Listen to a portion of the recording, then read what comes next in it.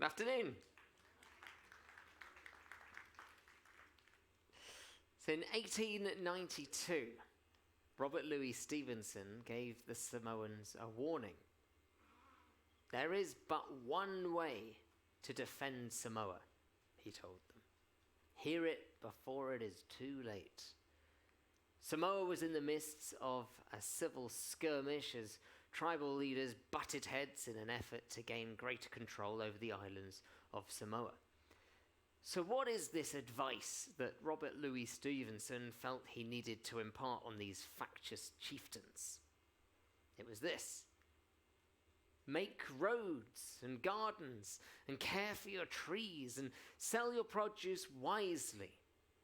And in one word, occupy and use your country. Now, he might have been good with words, but boy, that man couldn't count. Could we have some lights, please? Thank you. Oh, very nice. Yes, that's pretty. Yes. Pink was just what I was going for. Thank you. Anyway, what did he mean by his one word, occupy and use your country?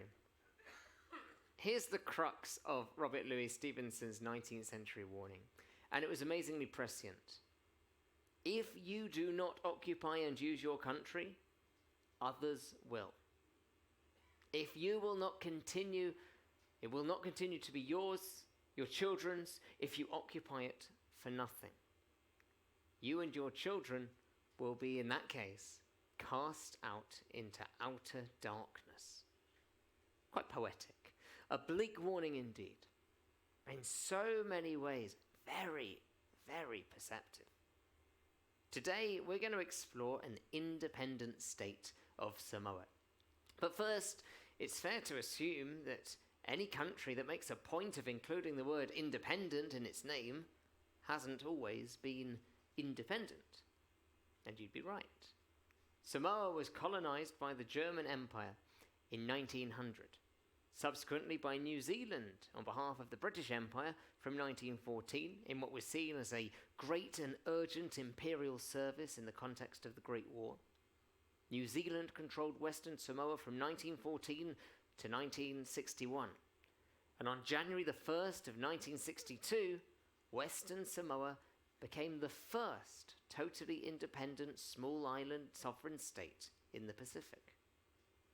14 years later, Western Samoa was admitted to the United Nations as the 147th member state. And it was in this moment, an important opportunity to introduce itself on the world stage, that Western Samoa decided a rebrand was due and requested to be formally recognized as the independent state of Samoa. And for me, that opens up all sorts of questions about what independence really is. No rich person has to label themselves as rich.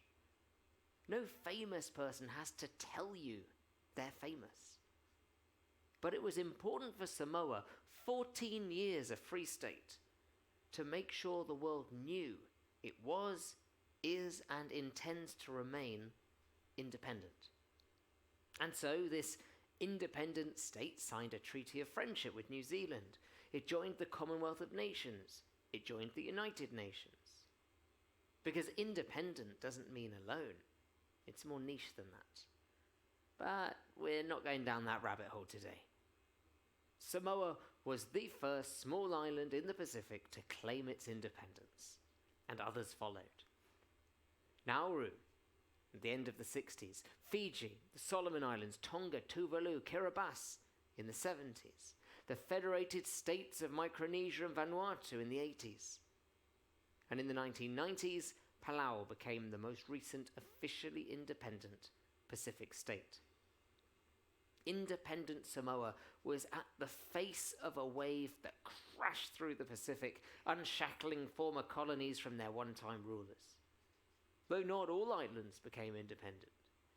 The United Nations keeps a list of non-self-governing territories, and 6 of them are in this region.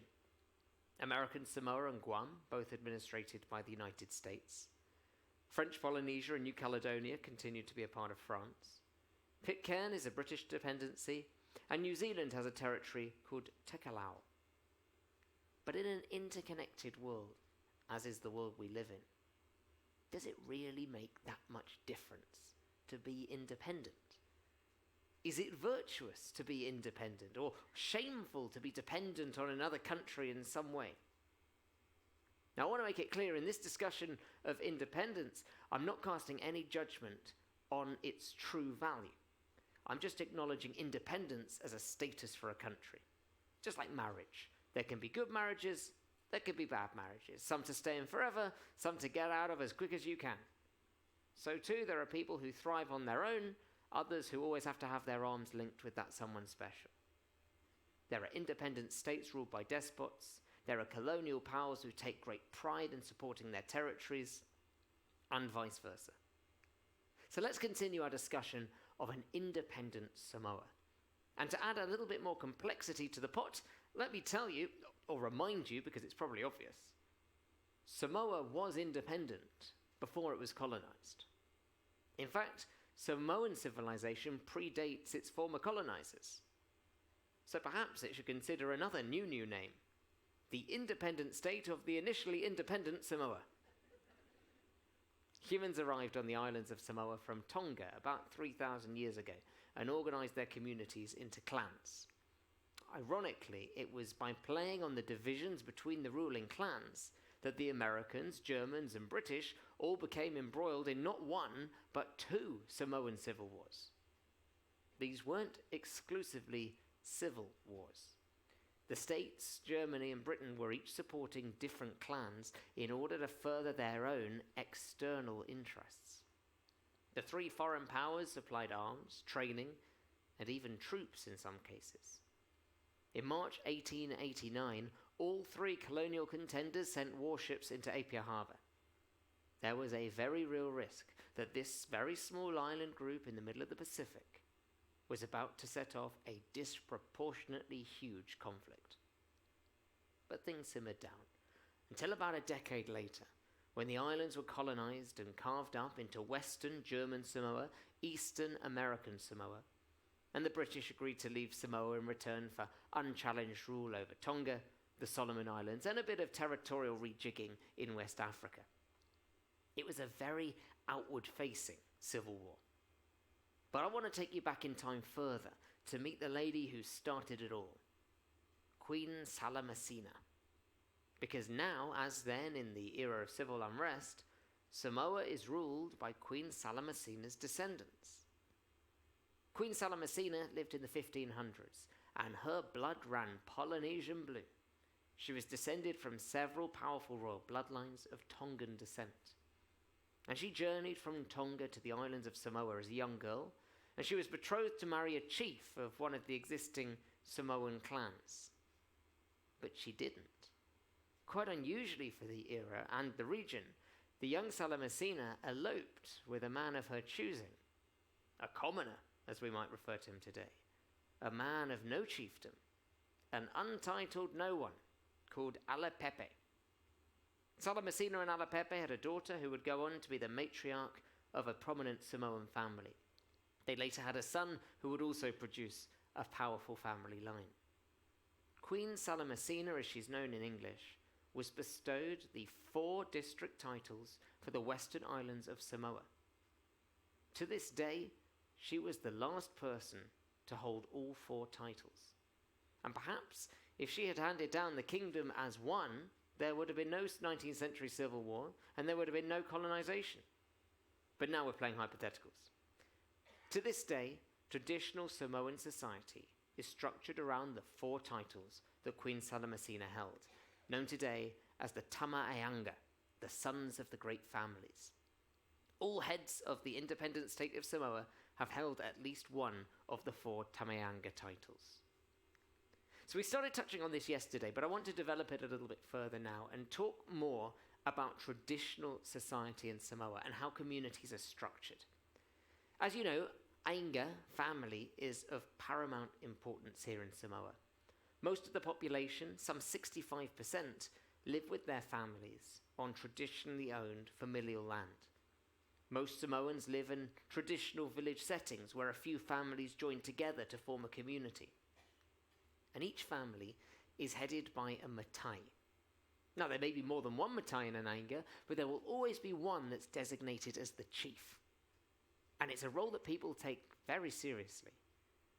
The matai is appointed not necessarily based on age, not based on hunting or fighting or political prowess, but on their ability to support the well-being of their family.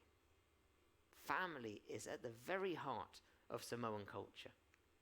About 81% of the country's land is owned in the traditional familial form. Of the remaining land, about 15% is government-controlled, and only 4% is privately owned.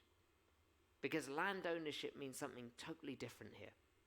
Families are proud of their inherited land rights and the way that connects them with their ancestors and with their future. In fact, there's a Samoan proverb that probably indicates this importance of family land way better than I can. E le suifua umi le tagata whātau whanua. Exactly. The man who sells family land will not live to an old age. Devils will bring about his early death. In each village, there's a whono o matai, or a village council. The whono o matai operates as both the executive and the judiciary of the village. And this is not a democratic structure. The bigger your anga, the more important your matai's voice is at the table. And big discussions are held in open-walled melee and open space in front of the village. The decision of a single senior matai is decisive. Those in attendance are welcome to listen and to agree. And life goes on. The real discussions happen before anyone enters the melee. People without a voice in the room whisper in the ears of those who do, trying to caucus them into supporting their side of the argument. And in many ways, that's more similar to Western democracies than a lot of people consider. When you stop to think how many decisions have already been decided before they reach the floor of a debating chamber. Perhaps it's just something about human nature. The matai take their roles very seriously. They really care. And recent records suggest that 96% of the country's matai are actively involved in village activities. So that's at a village level. But at a national level, Samoa does operate some form of parliamentary democracy, with a distinctly Samoan flair. Only matai are permitted to stand for election. Actually, back in 1962, when the era of modern politics started in Samoa, only matai were granted the rights to vote. Nowadays, everyone aged 21 and above has a single vote in national elections. But every Samoan member of parliament is and must be matai. People who will put the interests of their family first. People who will promote the well-being of the family unit that they lead. And therefore, the hope is the community of Samoa as well. And it should come as no surprise, given the central role of Queen Salamasina to the traditions of Samoa, that women are just as qualified to serve as matai as men are, though there is some disparity in the actual numbers. In recent census records, there were 15,783 matai out of a total population of 180,741. That's just short of 9% of the population that has been appointed to this elevated position in their family unit. Of those 15,783 matai, 80% are male and 20% are female. So it's not particularly balanced. But despite some imbalances in who becomes a matai, it is clearly so important that it's noted on the national census records. So there's a little foray into the traditional society life that still thrives today in Samoa. Now, for the final part of our talk, let's look ahead at our next port of call, Samoa's capital city, Apia, on the island of Upolu. We're going to be docked alongside in Apia at the northeastern end of Apia Harbour, and the town centre, if you choose to walk it, is about a 20-minute walk away. As an independent country, they have their own currency, the tala, though you will find some places here will accept the Australian dollar or the American dollar, but not everywhere will. So if you've got some American dollars that you really want to spend, please spend them tomorrow in American Samoa. If you want to get out to the beaches, you'll want to take a taxi because they're a bit further out than would be walkable. And perhaps the best beaches to ask for are Upolu Beach, which is easy to remember because it shares the name with the island. Return to Paradise Beach, which is easy to remember because it was in the movie of the same name. Or Tafatafa Beach, which isn't easy to remember at all. Actually, if you want to go swimming out in port in Samoa, you might want to go somewhere completely different. You might want to go to the Tausua Ocean Trench, which is a large swimming hole accessed by a ladder. Now, this massive sinkhole is a stunning cave that you can explore as well, but it is not for anybody who's scared of heights, because that ladder is 100 feet tall. Talking of things extreme, Samoa is volcanic, and there's no better reminder of this than to visit the island's impressive lava fields. Or, for more goodies out in nature, the island is also home to the impressive ocean blowholes at Alafaaga, where the Pacific Ocean waves are charged hundreds of feet into the air. Within driving distance of the port, several waterfalls add to the island's spectacular natural features. And for those of you who want to spend the day snorkeling and admiring the coral, then you're going to love the Palolo Deep Marine Reserve. Just remember, even though you may see others touching the coral or even walking on the coral, this is extremely damaging to the coral, so it is best to look and not touch. If you're more into museums, then the Falamataaga Museum of Samoa is home to a large collection of regional artifacts and serves as the official national museum of Samoa. And the Vanya Ta'ula'au Gallery is also a nice place to view local and traditional art. And one last thought for now. Visit the Robert Louis Stevenson Museum. You may have wondered why Robert Louis Stevenson was so concerned to give Samoans advice on how to protect their country for the future. Well, the reason he cared so much was because this was the poet's home for the last few years of his life. This is where he's buried too. He was magnetically drawn to the traditional Samoan way of life, and coming from another world, was able to see the locals' traditional naivety and the risk that contemporary Western society could pose to it. And he was right. Robert Louis Stevenson gave his stark warning in 1892. 8 years later, independent Samoa became German Samoa. It would take 62 years to regain independence. And perhaps during those years, the Samoans came to truly understand what Stevenson had meant when he told them, if you do not occupy and use your country, others will. Perhaps during those 62 years, especially during the German years, when the colonial power refused to acknowledge traditional leadership and political methods, perhaps then Samoans realized what it really meant to be Samoan and how important that was to them. As I always say, when one group of people visits another group of people, both groups go traveling. Both see a different way of life, and both see their own way of life from a different perspective. And over the course of the New Zealand period of rule, Matai and the Tamayanga, the sons of the great families, revitalized their way of life, the Fa'a Samoa, and they regained independence, not through a foreign-fueled civil war, but entirely peacefully, by standing up and saying, it's time for us to occupy our own country. I want to return to the notion of independence as we round off this talk. And maybe it's because I'm British and we don't get to celebrate an annual Independence Day. Or maybe it's because I'm British and so many of the Independence Days around the world celebrate the removal of the British. Whatever it is. I want to question the very idea of independence. I want to replace it as a concept with freedom to make our own decisions. And that can be different from independence. Here's an example. Samoa has no defense structure and no armed forces. It doesn't feel the need to. Why?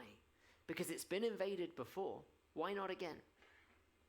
It doesn't feel the need to, because in 1962, the year it gained independence from New Zealand, Samoa signed a treaty of friendship with New Zealand, requiring the Kiwis to consider any request for assistance from their former colony. The shoe's on the other foot. The former master now serves the former servant. Independent doesn't mean alone. It can mean more connected than ever, but it's by choice. We're visiting a free-to-choose Samoa, if you will. Thank you.